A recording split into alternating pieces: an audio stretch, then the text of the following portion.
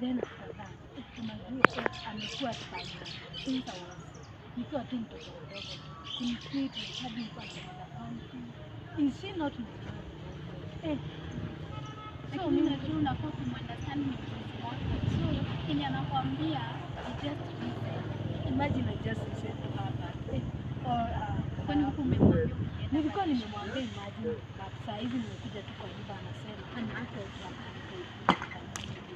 then anasema sijui mimi nilikuwa nishamwambia hapo nikikuja nilikuwa so mimi acha mimi nikwambie juu najua nimeona nikikaa kwa nyumba nidai so mimi I want to go nitarudi tu kwenye nilikuwa kwanza mimi kwa amenifukuza una expect nifanye acha nitaenda kuongea na yeye sinamjua na najua penye yao sinajua kweli acha nitaenda kuongea na yeye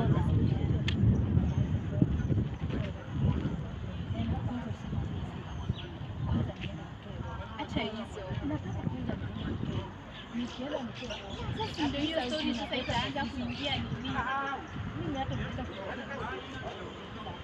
acha basi nitaenda kuongea na yeye sawa bado tusiongee na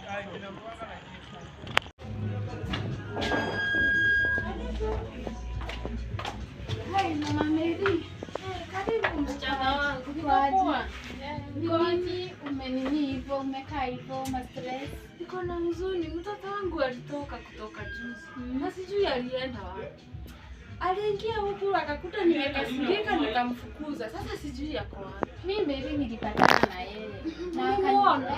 Na akanipea story. Sio anasema tunampea stress. Kwani shida iko wapi? Sasa mimi nampea na stress na nini?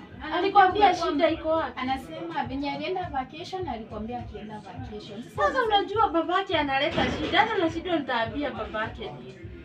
Itabidi sasa muongeleshe huyo mtoto wenu mpe at least time ajichange. Juu sasa sai amekataa kunisikiza, amesema ameenda kulewa. Na sasa amekwambia shida iko wapi? Mimi amesema ni nyinyi tu mnampea stress. Sasa hebu ukimuona ujaribu kumwambia arudi nyumbani. Asante. Na shida. Ni sawa. Usalimie mamako sana. Sawa. Na usisahau kumwambia huyo mtoto wangu. Ni sawa.